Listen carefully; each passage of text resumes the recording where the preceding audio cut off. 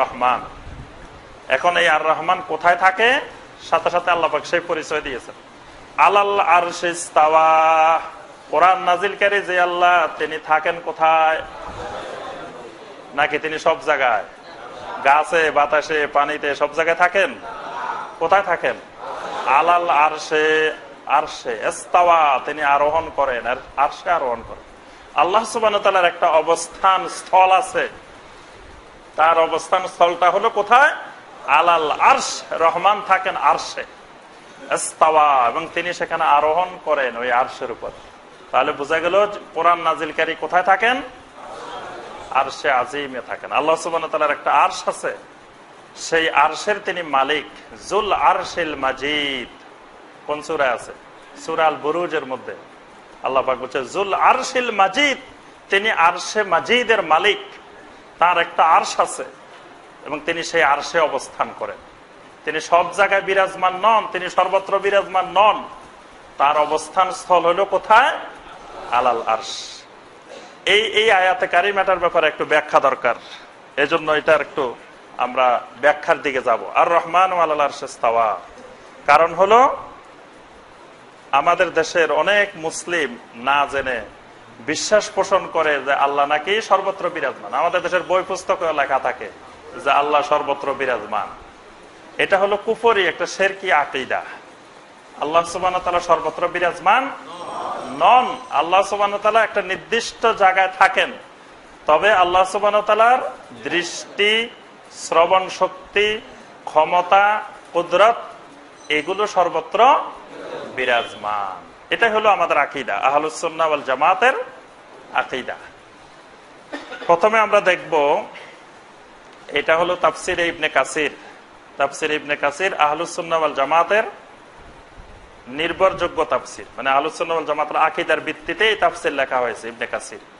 সুতরাং ইবনে কাসির যে ব্যাখ্যা দিবেন এটা আহলুস সুন্নাহ ওয়াল জামাতেরই ব্যাখ্যা। এখানে আমরা দেখি যে সুম্মাস্তাওয়া আলাল আরশ, এই আয়াতে কারিমার ব্যাখ্যা ইমাম ইবনে কাসির রাহিমাহুল্লাহ লিখেছেন, ওয়া ইন্নামা নাসলুকু ফি হাদাল মাকাম মাযহাবুস সালাফ আস-সালেহ। আল্লাহ সুবহানাহু ওয়া তাআলা আরশে অবস্থান করেন, এই বিষয়টার ব্যাপারে আমরা অনুসরণ করব মাযহাবুস সালাফিস সালেহ। সালাফিস সালেহ মানে আমাদের পূর্ববর্তী যারা সালেহিন ছিলেন, দিনদার ছিলেন। সালাফে সালেহিন বলতে সাহাবায়ে কেরামকে বোঝানো হয়, তাবেঈনে কেরামকে বোঝানো হয়, তাবেঈনে কেরামকে বোঝানো হয়, যে তারা যেই আকীদা পোষণ করতেন এই ব্যাপারে আমরা সেই আকীদাই পোষণ করব। এদের মধ্যে কয়েকজনের নাম বলছেন, মালিক, ইমাম মালিক রাহিমাহুল্লাহ, ওয়াল আউজাঈ রাহিমাহুল্লাহ, ওয়াস সাউরী রাহিমাহুল্লাহ, ওয়াল লাইস ইবনে সাদ, ওয়া শাফি রাহিমাহুল্লাহ, ওয়া আহমদ রাহিমাহুল্লাহ, ওয়া ইসহাক ইবনে রাহবিয়া রাহিমাহুল্লাহ, ওয়া গায়রুহুম মিন আইম্মাতুল মুসলিমিন কাদীমান ওয়া হাদীসান। পূর্বের এবং পরের সকল আইম্মাতুল মুসলিমিন মানে মুসলিমদের যত ইমাম আছেন সকল ইমামদের মত হলো মিন গায়রি তাকঈফিন ওয়ালা তাশবীহিন ওয়ালা তা'তিলিন, মানে আল্লাহ সুবহানাহু ওয়া তাআলাকে, আল্লাহর আকার সম্পর্কে, আল্লাহর অবস্থান সম্পর্কে, আল্লাহর সিফাত সম্পর্কে কোরআন এবং সহিহ হাদিসে যা এসেছে সেইগুলাকে মিন গায়রি তাকঈফিন, কোন ধরনের কৈফিয়ত ছাড়া, ধরন ছাড়া বিশ্বাস করতে হবে। যেমন আল্লাহর হাতের কথা আসছে, আল্লাহর হাতটা কেমন এটার কোন ধরন, এটার কোন আকৃতি কল্পনা করা যাবে না। আল্লাহর চেহারা কেমন এটা কোনো কল্পনা করা যাবে না, মানুষের চেহারার মতো মনে করা যাবে না, বা অন্য চেহারার মতো মনে করা যাবে না, এটার কোনো আকার আকৃতি দেওয়া যাবে না। ওয়ালা তাশবীহিন ওয়ালা তা'তিলিন, আবার আল্লাহকে পুরোপুরি একটা মানুষের শরীরের মতো অঙ্গ প্রত্যঙ্গওয়ালা এরকমও মনে করা যাবে না, আবার আল্লাহর আকার আকৃতি নাই এরকমও মনে করা যাবে না। মানে আল্লাহ সুবহানাহু ওয়া তাআলা যতটুকু আমাদেরকে বলেছেন ঠিক ততটুকু বিশ্বাস করে নিতে হবে। এর কোনো ব্যাখ্যা, বিশ্লেষণ, কোন আকার আকৃতি, ধরন এগুলোর দিকে যাওয়া যাবে না। এরপরে এখানে সুন্দর করে বলা হয়েছে যে ফা ইন্নাল্লাহা লা ইউশবিহু শাইউন মিন খালকিহি, আল্লাহ পাক আল্লাহর কোন বান্দার, কোন মাখলুকের আকারের সাথে সাদৃশ্য রাখেন না। কারণ আল্লাহ পাক কোরআনে কারিমে বলে দিয়েছেন ওয়ালাইসা কামিসলিহি শাইউন ওয়া হুয়াস সামিউল বাসীর। ওয়ালাইসা কামিসলিহি শাইউন, আল্লাহ পাক বলেছেন আমার মতো আমার সৃষ্টির কোনো কিছু নাই। মানে আমার যে আকৃতি, আমার আকৃতির মতো সৃষ্টি জগতের কোনো কিছু আকৃতি নেই। আমি দুনিয়ার কোন সৃষ্টি জগতের আকৃতির মতো নই। ওয়া হুয়াস সামিউল বাসীর। এরপরে ইমাম ইবনে কাসির বলতেছেন যে কামা ক্বালাল আইম্মাতু মিনহুম নাঈম ইবনে হাম্মাদ আল খাযাই শাইখুল বুখারী। ইমাম বুখারী রাহিমাহুল্লাহর উস্তাদ শাইখুল বুখারী নাঈম বিন হাম্মাদ রাহিমাহুল্লাহ, তিনি এই ব্যাপারে সুন্দর করে স্পষ্টভাবে বলছেন, মান শাব্বাহাল্লাহ বিখালকিহি ফাকাদ কাফারা।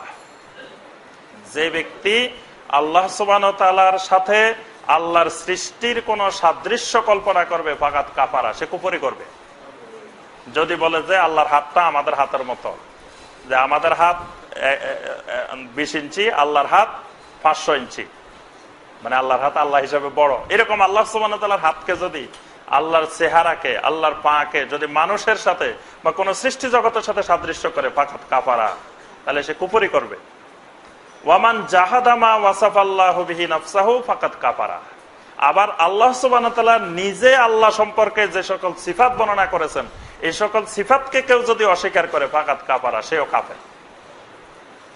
মানে আল্লাহ সুবহানাহু ওয়া তাআলা বলছেন যে আমার হাত আছে, কেউ যদি না না না আল্লাহর হাত নাই, খবরদার। আল্লাহ বলতেছেন হাত আছে, আপনি অস্বীকার করতেছেন আল্লাহর সিফাতকে, এটাও কুফরি। কথাটা বুঝে আসছে? মানে আল্লাহ সুবহানাহু ওয়া তাআলার আকার আকৃতিকে মানুষের সাথে, সৃষ্টি জগতের সাথে মিলানো, এটাও কুফরি। আবার আল্লাহ সুবহানাহু ওয়া তাআলার আকার আকৃতিকে অস্বীকার করা, যে যদি বলে যে আল্লাহ আরশে ইস্তাওয়া, আল্লাহ আরশে থাকেন, তো আল্লাহর কি আকার আছে নাকি আরশে থাকতেন? আল্লাহ বলতেছেন আমি আরশে অবস্থান করি, তা আমি যদি কই না আল্লাহ আবার আরশে থাকেন কেমনে, তা আল্লাহর কথাকে অস্বীকার করা, এটাও কুফরি। ওয়ালাইসা ফীমা ওয়াসাফাল্লাহু বিহি নাফসাহু ওয়ালা রাসূলুহু তাশবীহ। আর আল্লাহ এবং আল্লাহর রাসূল যে সকল সিফাতের কথা বলছেন, এগুলাকে কোনো তাশবীহ দেওয়া যাবে না। এটা হলো ফাকাদ সালাকা সাবিলাল হুদা, এটাই হলো হেদায়েতের সঠিক রাস্তা। এরপর আমরা আরেকটু ব্যাখ্যা আসি। কোরআনে কারিমে 7টা আয়াত আছে এই বিষয়ের উপরে, একই আয়াত, মানে আল্লাহ সুবহানাহু ওয়া তাআলা আল্লাহর আরশে থাকেন, এই বিষয়ের উপরে 7টি আয়াত আছে, একই আয়াত। এই আয়াতগুলো আমরা একটু বলে দিই। একটা হলো সূরা আল আরাফের 54 নম্বর আয়াত। আল্লাহ সুবহানাহু ওয়া তাআলা এখানে বলেন, ইন্না রাব্বাকুমুল্লাহুল্লাযী খালাকাস সামাওয়াতি ওয়াল আরদা ফি সিত্তাতি আইয়াম সুম্মা ইসতাওয়া আলাল আরশ। আল্লাহ পাক বলেন, তোমাদের রব তো সেই আল্লাহ যিনি আসমান এবং জমিনকে 6 দিনে সৃষ্টি করেছেন। সুম্মা ইসতাওয়া আলাল আরশে, এরপরে তিনি আরশে সমাসীন হয়েছেন, আরশকে আল্লাহর অবস্থানের জন্য নির্ধারণ করেছেন।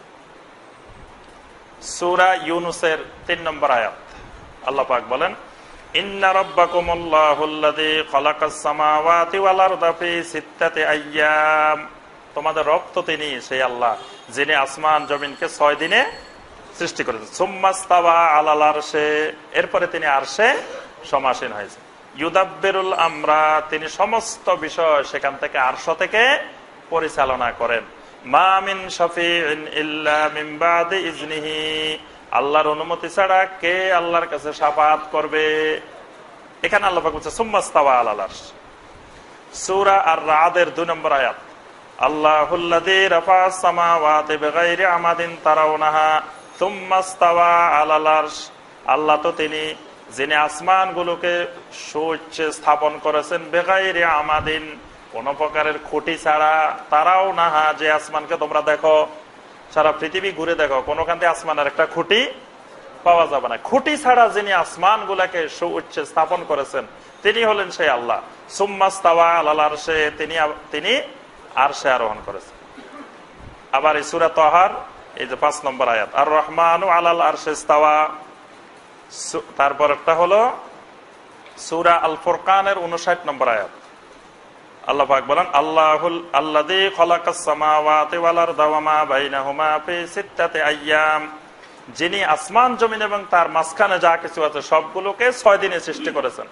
সুম্মা ইসতাওয়া আলাল আরশে, এরপরে তিনি আরশে আরোহণ করেছেন। আর রহমানু ফাসআল বিহি খাবীরা, ওই রহমান সম্পর্কে তোমার কোনো জ্ঞান দরকার হলে যারা রহমানের খবর রাখে তাদের কাছ থেকে জিজ্ঞাসা করে নাও। সূরা হামিম আস-সাজদার 4 নম্বর আয়াত, আল্লাহ পাক বলেন, আল্লাহুল্লাযী খালাকাস সামাওয়াতি ওয়াল আরদা ওয়া মা বাইনাহুমা ফি সিত্তাতি আইয়াম। একই আয়াত সবগুলা। সুম্মাস্তাওয়া আলাল আরশে, এরপরে তিনি 6 দিনে সৃষ্টি করে আরশে আরোহণ করেছেন। সূরা আল হাদীদের 4 নম্বর আয়াত, হুয়াল্লাযী খালাকাস সামাওয়াতি ওয়াল আরদা ফি সিত্তাতি আইয়াম সুম্মাস্তাওয়া আলাল আরশ ইয়ালামু মা ইয়ালিজু ফিল আরদি ওয়া মা ইয়াখরুজু মিনহা। আল্লাহ সুবহানাহু ওয়া তাআলা এই আয়াতটার মধ্যে, সূরা আল হাদীদের 4 নম্বর আয়াতটার মধ্যে আবার আল্লাহ পাক আরশে আরোহণের পর আরেকটা ব্যাখ্যা দিয়েছেন। আল্লাহ সুবহানাহু ওয়া তাআলা আরশে থাকেন, কিন্তু আল্লাহর ইলম সর্বত্র বিরাজমান। সাথে সাথে আল্লাহ পাক বলে দিচ্ছেন, ইয়ালামু মা ইয়ালিজু ফিল আরদি ওয়া মা ইয়াখরুজু মিনহা, জমিনের মধ্যে যা কিছু ঢুকে, জমিন থেকে যা কিছু বের হয়, সব কিছুর ইলম আল্লাহ সুবহানাহু ওয়া তাআলার আছে। মানে আল্লাহর ইলম সর্বত্র বিরাজমান। ওয়া মা ইয়ানজিলু মিনাস সামাই ওয়া মা ইয়ারুজু ফিহা, আসমান থেকে যা কিছু অবতীর্ণ হয়, আসমানে যা কিছু উঠে, এই সব কিছুর ইলম সেই আল্লাহর আছে। ওয়া হুয়া মাআকুম আইনামা কুনতুম, তোমরা যেখানে থাকো না কেন তিনি তোমাদের সাথে আছেন। তিনি তোমাদের সাথে আছেন, এটা দিয়ে কিন্তু গোমরাহির মূল জায়গা। কিন্তু হ্যাঁ, আল্লাহ তো সাথে আছে মানে তো আল্লাহ সব জায়গায় আছে। এটার ব্যাখ্যা দেখতে হবে যে আল্লাহ পাকের আগের কথাটা কি বলছেন। একই আয়াত সূরা আল হাদীদ আগে আল্লাহ বলে দিয়েছেন, জমিনে যা কিছু ঢুকে, জমিন থেকে যা কিছু বের হয়, আসমান থেকে যা কিছু নাজিল হয়, আসমানে যা কিছু উঠে, এসব কিছুর ইলম আল্লাহর আছে। ওয়া হুয়া মাআকুম আইনামা কুনতুম, যেখানে থাকো না কেন তিনি তোমাদের সাথে আছেন। অর্থাৎ তার ইলম তোমাদের সাথে আছে। এবং এটার যত তাফসির আছে, তাফসিরে ইবনে কাসির, তাফসিরে তাবারি, তাফসিরে কুরতুবী, এই তাফসিরগুলো আমরা একটু দেখলেই দেখবো যে সেখানে বলা আছে যে আল্লাহর ইলম তোমাদের সাথে আছে। ওয়া হুয়া মাআকুমের অর্থ হলো যে তোমাদের সাথে ইলমুল্লাহ ওয়া কুদরাতিহি, আল্লাহর ইলম, আল্লাহর কুদরত, আল্লাহর সাম, আল্লাহর বাসার, এগুলো তোমাদের সাথে যেখানেই থাকো না কেন সেখানেই আছে। এই হলো 7টা আয়াত। সুম্মাস্তাওয়া আলাল আরশ, কোরআনে কারিমের সূরা আল মাআরিজের 4 নম্বর আয়াত। আল্লাহ পাক বলছেন, তারুজুল মালাইকাতু ওয়ার রূহু ইলাইহি, তারুজুল মালাইকাতু ওয়ার রূহু ইলাইহি, যে ফেরেশতারা এবং জিবরিল ঊর্ধ্বগামী হয়। তো ফেরেশতারা উপরের দিকে যায় কেন? আল্লাহ যদি সব জায়গায় থাকেন তো ফেরেশতারা উপরে যাওয়ার দরকার কি? ফেরেশতারা তো জমিনে থাকলেই হয়। তাই আল্লাহ সুবহানাহু ওয়া তাআলা তারুজু, আল্লাহ বলছে তারুজু, উপরের দিকে যায়।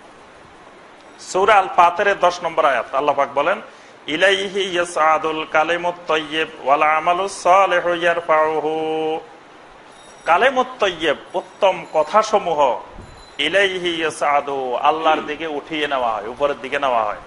ওয়াল আমালুস সালিহু ইয়ারফাউহু, আর আমলুস সালিহ উপরের দিকে উঠায় না। তো আমলুস সালিহ উপরের দিকে উঠানোর দরকার কি?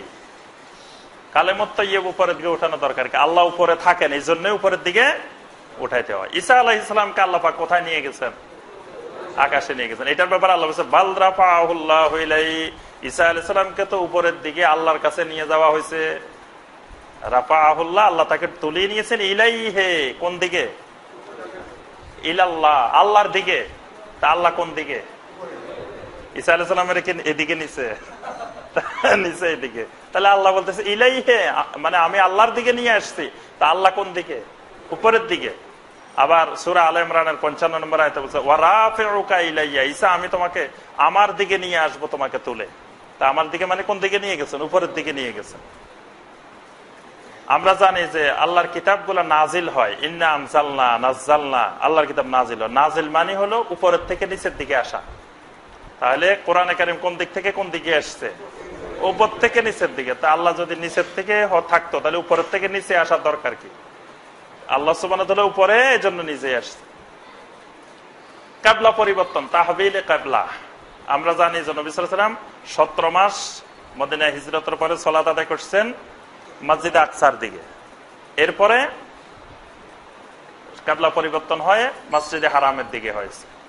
আপনারা যারা হজে গেছেন, মসজিদে জুল কিবলাতাইন, মসজিদে নববীর কাছেই মসজিদে জুল কিবলাতাইন, সেখানে গিয়েছেন, দেখেছেন একই মসজিদে 2টা কিবলা আছে।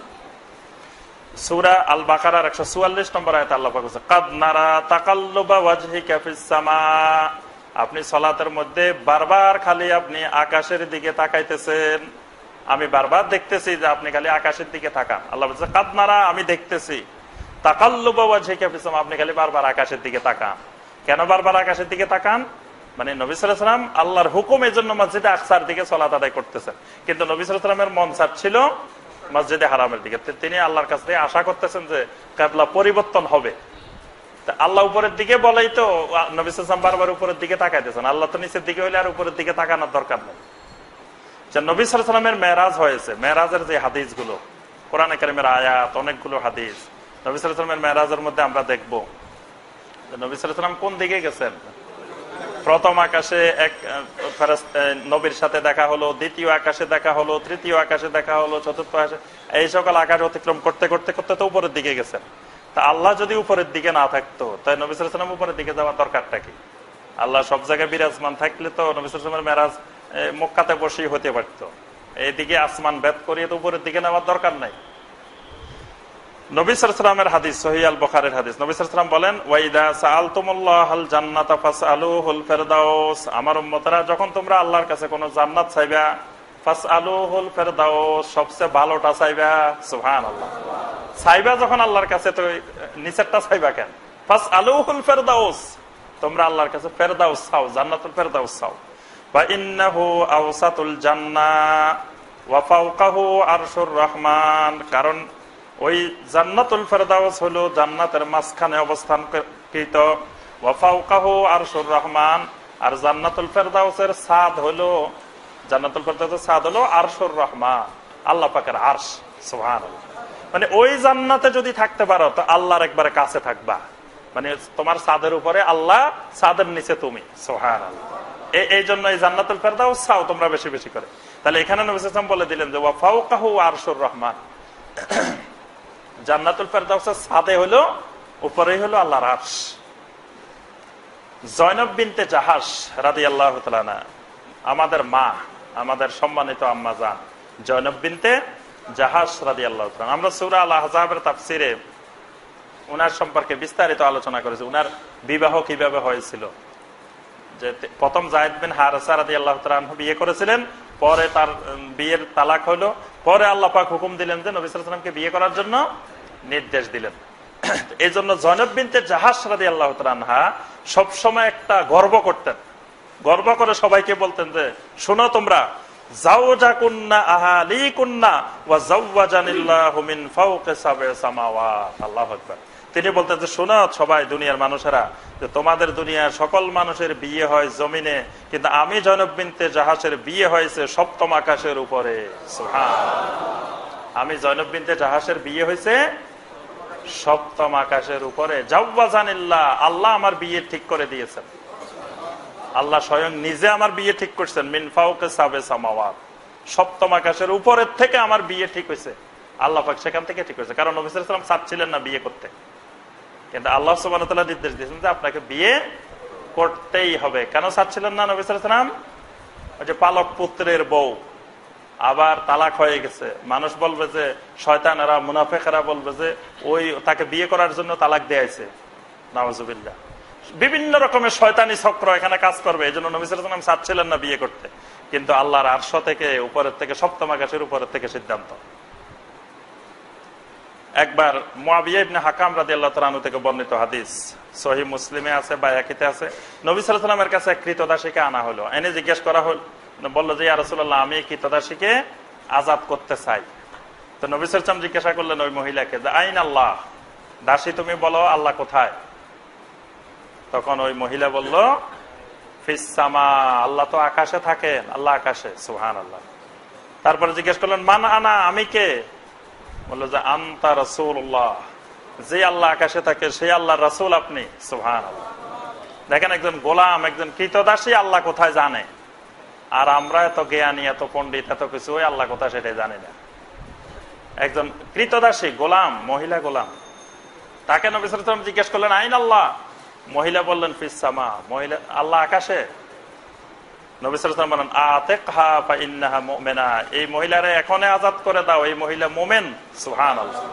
তারা নবী সাল্লাল্লাহু আলাইহি ওয়াসাল্লাম তার ঈমান পরীক্ষা করার জন্য দুটো জিনিস জিজ্ঞেস করছেন, আল্লাহ কোথায়, আর একটা জিজ্ঞাসা করছেন আমি কে। এই দুইটা মহিলা সঠিক বলতে পারছেন, নবী সাল্লাল্লাহু আলাইহি ওয়াসাল্লাম বললেন যে আতিকহা ফা ইন্নাহা মুমিনা। নবী সাল্লাল্লাহু আলাইহি ওয়াসাল্লাম নিশ্চিত ঘোষণা দিয়ে দিলেন যে এই মহিলা মুমিনা, এই মহিলাকে আযাদ করে দাও। সুবহানাল্লাহ। একবার আমি এক জায়গায় সুফিবাদের একটা প্রোগ্রামে গিয়েছিলাম। তো তখন ওই পীর সাহেব বলতেছেন যে আল্লাহ তুমি কোথায়, আল্লাহ তুমি কোথায়, তোমারে এত খুঁজি, আল্লাহ তোমারে পাই না কেন, তুমি কোথায়। আর উনি কথা বলতেছে আর হাজার হাজার মানুষ কাঁদতেছে, আল্লাহ কোথায়, আল্লাহ কোথায়। আমিও কাঁদছি, আল্লাহ কোথায়। দেখেন কত বড় জাহালতের মধ্যে আমরা বসবাস করি, যে আল্লাহ কোথায় কথা কইকে সবাই কান্দে, আল্লাহ রে পায় না। আল্লাহ কোথায় এটা তো আল্লাহ নিজেই বলে দিয়েছেন, আর রহমানু আলাল আরশে ইস্তাওয়া, আল্লাহ সুবহানাহু ওয়া তাআলা আরশে আছেন। আল্লাহ কোথায় এটাই যদি কেউ না জানে তো সেটা মুমিনে হয় নাই। আল্লাহ কোথায়, আল্লাহ কোথায় এটা তো জানতে হবে এক একজন মুমিনকে। আর যারাই আল্লাহ কোথায় এটাই জানে না, আল্লাহ কোথায় বলি কাঁদে, তারা আমাদের সমাজের কিন্তু বড় বড় আল্লাহর ওলি, আমরা তাদেরকে ওলি বলে থাকি, অথচ তারা আল্লাহ কোথায় সেটাই জানে না। একজন আমাদের দেশের প্রখ্যাত বড় ওলি আছে, যার দরবারে প্রতিদিন হাজার হাজার মানুষ যায়, যার কবরের কাছে।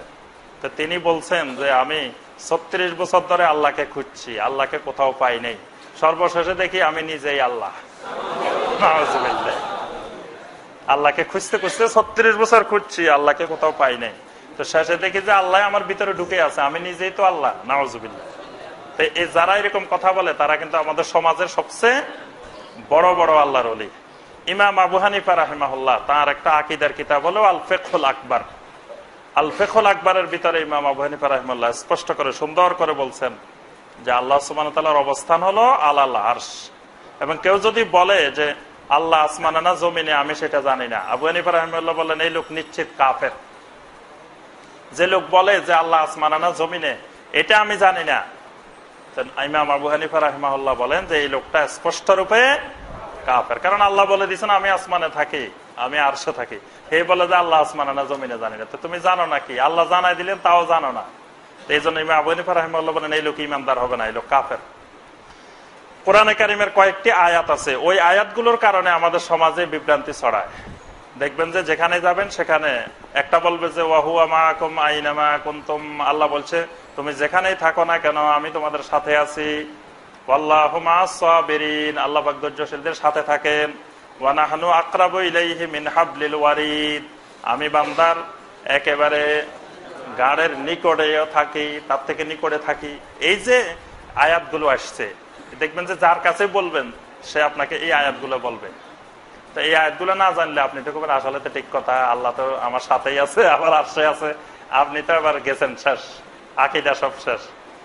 এই আয়াতগুলোর যত তাফসির আছে কোরআনে কারিমের, আহলুস সুন্নাহ ওয়াল জামাতের তাফসির, সবগুলোতে দেখবেন এই সব তাফসির এই আয়াতগুলোর ব্যাখ্যায় বলা আছে যে আল্লাহ সুবহানাহু ওয়া তাআলার ইলম, আল্লাহর কুদরত, আল্লাহর ক্ষমতা, তারপর আল্লাহর সাম, আল্লাহর দৃষ্টি, আল্লাহর শ্রবণ শক্তি, এগুলো একেবারে এই মাআকুম মানে তোমাদের সাথে আছে। এটা সব তাফসিরে একবারে